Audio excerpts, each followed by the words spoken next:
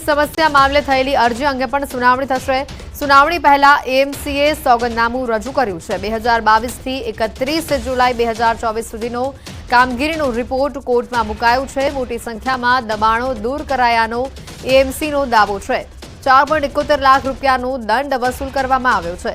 1404 લારી ગલ્લા ઉઠાવી લેવામાં આવ્યા છે। 882 ગેરકાયદે શેડ, 4539 લાકડાકીય દબાણ, 7959 अन्य दबाण, 4986 गैरकायदे होर्डिंग्स आ तमाम बाबतों दूर करवामां आवी छे। गैरकायदे पार्क करेला कुल 623 वाहनों लॉकिंगनी कामगीरी कराई छे, ज्यारे 2619 वाहनों दंड फटकारवामां आव्यो छे। जुदा जुदा झोनमां करवामां आवेली कामगीरी बदल कुल रूपिया 4.71 लाखनो दंड वसूलवामां आव्यो छे। વધુ માહિતી મેળવીશું। ફોન લાઈન પર સંવાદદાતા મૌલિક ધામેચા જોડાઈ ચૂક્યા છે। મૌલિક, વધુ માહિતી શું? બિલકુલ પ્રાપ્ત થઈ રહી છે। છેલ્લા ઘણા સમયથી ગુજરાત હાઈકોર્ટમાં રખડતા ઢોર, બિસ્માર રસ્તાઓ અને ટ્રાફિક સમસ્યા મામલે જે અરજી થઈ હતી તેમાં આખરે એએમસીએ જે ગુજરાત હાઈકોર્ટ સમક્ષ પોતાનું સોગંદનામું છે તે રજૂ કર્યું છે। સોગંદનામાની અંદર કેટલીક વિગતોની વાત છે તો તેની અંદર કરેલી કાર્યવાહી અને આગામી આયોજન જે છે તે બાબતની રજૂઆત છે તે સોગંદનામામાં કરવામાં આવી છે। માનવામાં આવ્યું છે કે 1 જાન્યુઆરી 2022 થી લઈ 30 જૂન સુધીનો એક રિપોર્ટ છે અને જ્યારે બીજો છેલ્લા મહિના એટલે કે 1 જુલાઈથી 31 જુલાઈ સુધી કરેલી કામગીરીનો રિપોર્ટ છે તે મૂકવામાં આવે છે। શહેરના અલગ અલગ વિસ્તારોમાં જે પ્રકારે જાહેર રસ્તાઓ પર મોટા સંખ્યામાં દબાણ હતા તે દબાણો દૂર કરવામાં આવ્યા। લારી ગલ્લાઓ જે છે તેને પણ સીએમસીડી વિભાગે કામગીરી કરી। ગેરકાયદેસર શેડ જે હતા 882 જેટલા તે હટાવ્યા હતા અને ગેરકાયદેસર રીતે ઉભા કરેલા હોર્ડિંગ 4986 જેટલા તે પણ દૂર કરવામાં આવ્યા છે। ખાસ કરી પાર્કિંગ કરેલા ગેરકાયદેસર વાહનો જે છે તેમને લોક મારવાની કામગીરી હોય છે, તેમની સાથે દંડ વસૂલવાની કામગીરી તેમ સહિત 4,71,000નો દંડ જે છે તે પણ અત્યાર સુધીમાં વસૂલ્યો જે હાઈકોર્ટ સમક્ષ સોગંદનામામાં ઉલ્લેખ કરાયો છે। બિલકુલ મૌલિક, આભાર માહિતી બદલ। 2022 થી 2024 સુધીનો કામગીરીનો રિપોર્ટ મુકાયો છે। સમાચાર આવી રહ્યા છે લોકમેળા અંગે। સૌથી મોટા સમાચાર છે રાઇડ્સની એસઓપી અંગે કલેક્ટરનું મોટું નિવેદન સામે આવ્યું છે।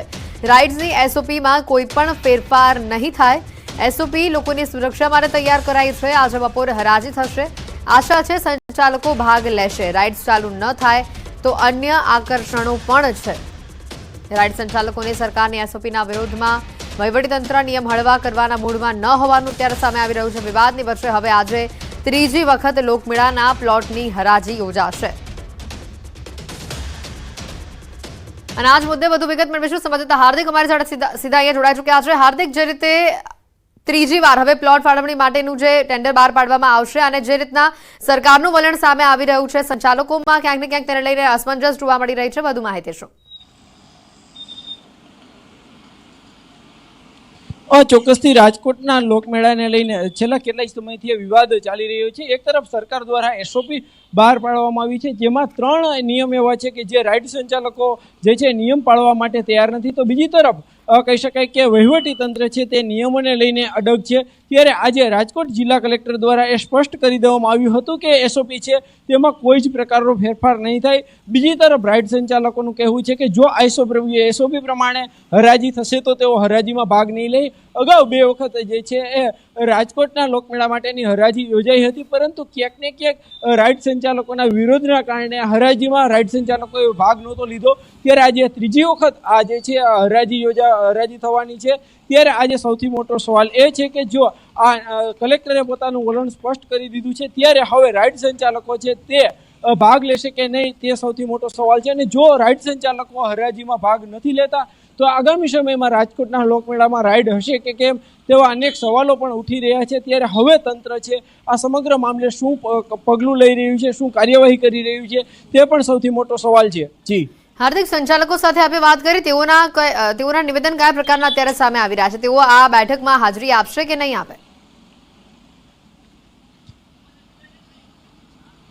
ચોક્કસથી રાઇડ સંચાલકો આજે જે 3 વાગ્યે હરાજી થવાની છે હરાજીના સ્થળ ઉપર તો જશે, પરંતુ જે રાઇડ સંચાલકો છે તે પણ પોતાના નિયમને લઈને અડગ જોવા મળી રહ્યા છે। તેઓનું કહેવું છે કે આ 3 નિયમો છે અલગ અલગ તે જે છે એ પાળવા માટે અશક્ય છે, તેમના માટે અઘરા છે અને આ નિયમને લઈને તેઓ આગામી સમયમાં મુખ્યમંત્રીને પણ રજૂઆત કરશે। ગાંધીનગર ખાતે પણ તેઓ રજૂઆત કરશે, કેમ કે રાઇડ સંચાલકોનું કહેવું એવું છે કે ન માત્ર રાજકોટ પરંતુ ગુજરાતભરમાં જે લોકમેળાઓ યોજાતા હોય છે તેમાં જે છે એ અનેક લોકોની રોજીરોટી છે તે પણ ક્યાંક ને ક્યાંક જે છે એ લોકમેળાને આધારે હોય છે. મેળાઓ યોજાતા હોય છે તેમાં 50,000 કરતાં પણ વધુ લોકોની રોજીરોટી છે જે રાઇડ સાથે સંકળાયેલા લોકો હોય છે એમની હોય છે. ત્યારે તંત્રને પણ વિનંતી કરી રહ્યા છે રાઇડ સંચાલકો કે આ નિયમમાં ક્યાંક ને ક્યાંક ફેરફાર કરવામાં આવે, બાંધછોડ કરવામાં આવે. બીજી તરફ સુરક્ષાને લઈને પણ સૌથી મોટો સવાલ છે. ત્યારે જે છે તંત્ર અને રાઇડ સંચાલકો વચ્ચેની એક મડાગાંઠ છે હજુ પણ ઉકેલાણી નથી. ત્યારે હવે જે છે આ આગામી સમયમાં કે જ્યારે આગામી 24 ઓગસ્ટે લોકમેળો યોજાવાનો છે જેની તૈયારીઓ પણ હવે ચાલી રહી છે ત્યારે શું કાર્યવાહી થાય છે તેના પર પણ સૌની કોઈની નજર રહેશે. જી બિલકુલ, આભાર હાર્દિક માહિતી બદલ. વિવાદની વચ્ચે આજે ત્રીજી વખત લોકમેળાના પ્લોટની હરાજી યોજાશે. 3:30 વાગે જે રાઇડ્સ છે એની હરાજી રાખવામાં આવેલ છે. જે સરકારશ્રીના એસઓપી છે એ નાગરિકોની સુરક્ષાને ધ્યાને લઈને બનાવવામાં આવેલા છે અને જેમાં કોઈ ફેરફાર શક્ય નથી. મને ઉમ્મીદ છે કે આ વાતને રાઇડ્સ સંચાલકો સમજી આ હરાજીમાં. બ્રેક બાદ આપનું સ્વાગત છે. એક હેલ્મેટ ન પહેરવાના અનેક કારણો અને આવા જ કંઈક દ્રશ્યો ન્યૂઝ 18ના કેમેરામાં કેદ થયા છે. અમદાવાદના શ્યામલ 4 રસ્તા ઉપર અમારા સંવાદદાતાએ હેલ્મેટને લઈને ટુ વ્હીલર ચાલકોને સવાલ કર્યા, પરંતુ સામે જવાબમાં અનેક અને અવનવા કારણો જાણવા મળ્યા. એટલે ઘરે રહી ગયું છે, લાવવાનું હતું. ખંભાત છે, એકચ્યુઅલીમાં હું ખંભાત રહું છું સર. એટલે લાવવાનું છે ત્યાંથી, એટલે ત્યાં જઈશ એટલે લેતો આવીશ. હાઈકોર્ટે જે રીતે ટકોર કરી ત્યારબાદ કેટલાક લોકો જે છે વાહન ચાલકો બેદરકાર જોવા મળી રહ્યા છે. દ્રશ્યો શ્યામલ 4 રસ્તા પાસેના છે. હજી પણ ઘણા સંખ્યાબંધ લોકો જે છે તે હેલ્મેટ સાથે નથી જોવા મળતા. અમુક લોકોને ચિંતા છે પરિવારની, પોતાની, અને તેને પગલે હેલ્મેટ ક્યાંક પહેરી રહ્યા છે. આપણી સાથે અન્ય વાહન ચાલકો છે, તેમની સાથે વાતચીત કરવાનો પ્રયત્ન કરીશું. અંકલ, આપણે હેલ્મેટ નથી પહેર્યું, જે રીતે ટકોર કરી છે હાઈકોર્ટે, શું કહેશો? એ સાચું છે, પહેરવી જરૂરી છે. તો આપણે તો પહેર્યું નથી. હવે પહેરીશું શાંતિથી. એટલે કોઈ કહે પછી પહેરવું? ના, એવું નહીં પહેરવાનું. તો કાલે ટીવીમાં જોયું હતું, આવ્યું હતું હેલ્મેટ માટેનું. એ તો સલાહ સૂચન લોકો માટે છે ને, તમારા માટે નહીં? ના, અમારા માટે ખરું કેમ નહીં, બધા માટે. કાલે નથી પહેર્યું, જોયું હતું તો પહેર્યું કેમ નહીં? આજે ઉતારમાં નીકળી. બીજું કોઈ બહાનું નથી? ના, બહાનું બીજું. અન્ય મિત્ર છે તેમની સાથે વાત કરીશું. આપે હેલ્મેટ નથી પહેર્યું, જે રીતે હાઈકોર્ટે ટકોર કરી, શું કહેવું છે? ના, સાચી વાત છે. હેલ્મેટ તો પહેરવું જ જોઈએ. મેં આજે એટલે નથી પહેર્યું, મારે અહીંયા થોડુંક નજીક જ જવાનું હતું. હું ડેલી પહેરું છું. એટલે નજીક જવાનું તો એક્સિડન્ટ નહીં થાય? ના, નજીક જવાનું એક્સિડન્ટ થાય. એક્સિડન્ટનું તો ભલું પૂછ્યું છે, ગમે ત્યારે પણ થઈ શકે છે.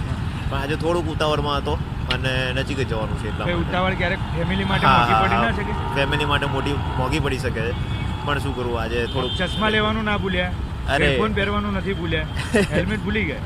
ના, આજે એટલા માટે છે. ના, ડેલી તો પહેરવું જ પડે, અને હું તો કહું સેફટી માટે પહેરવું જ પડે 100%. સલાહ આપવાની આપણે નહીં કરવાની. સલાહ તો નહીં, સલાહની વસ્તુ અલગ છે, પણ જે સેફટી છે એને મેન્ટેન તો કરવું પડે. બેન, જે રીતે હાઈકોર્ટે ટકોર કરી હેલ્મેટ પહેરવું ફરજિયાત છે પરિવાર માટે અને આપના માટે બી, આપે નથી પહેર્યું?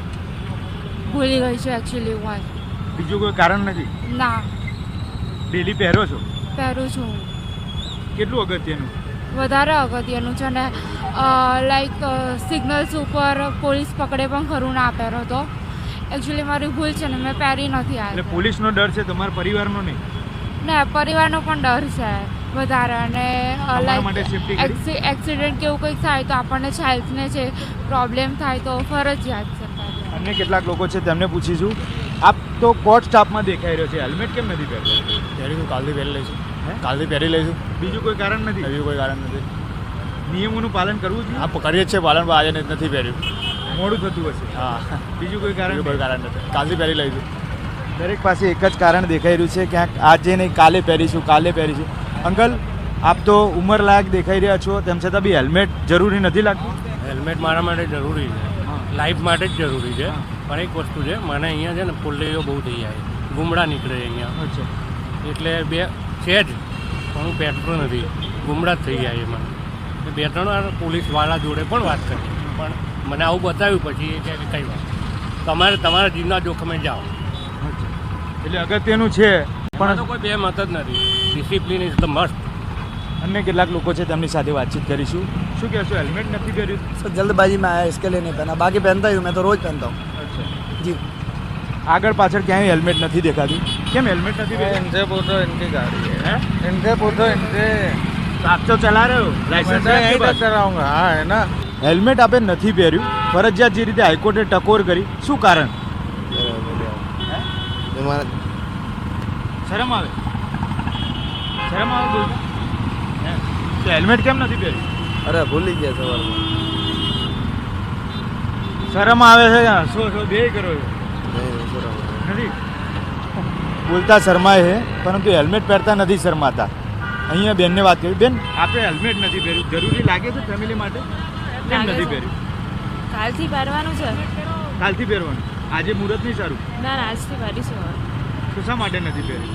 ભૂલી ગઈ છું હવે, કાલથી પહેરીશ. બીજું કોઈ કારણ ખરું ભૂલી ગયા બીજું છે? કશું અન્ય લોકોને પૂછવાનો પ્રયત્ન કરીશું. વડીલ, આપે હેલ્મેટ નથી પહેર્યું, ફેમિલી સાથે જો, अगली बार पहनेंगे. આજ કુછ નહીં હોગા? नहीं नहीं आज से ही पहनेंगे. नहीं आज कुछ होगा नहीं? नहीं होगा, क्यों नहीं होगा? तो डर लगता है? डर लगता कहीं है. ना कहीं फैमिली है साथ में, लगता है हेलमेट ना. पहनना चाहिए. पहनना चाहिए. तो क्यों नहीं पहने? बस ऐसे ही नहीं पहना सर. મજા आता है? नहीं, पहनना चाहिए. અન્ય લોકો છે તેમની સાથે વાત કરીશું. તેઓ તો અત્યારે હાલ ઝીબ્રા ક્રોસિંગ છે તે વટાવીને ઊભા છે. સાહેબ, ઈ મેમો આવી રહ્યા છે, હેલ્મેટ પહેરવાની ટકોર અનેક વખત થઈ ચૂકી છે, તેમ છતાં બી આપ નથી પહેરતા. ના ના લઈ લેશું હવે. એટલે છે જ નહીં હેલ્મેટ? ના છે જ નહીં, ઓલરેડી નથી. બિંદાસ. બિંદા ધંધોય નથી ને પૈસાય નથી ને હેલ્મેટ નહીં.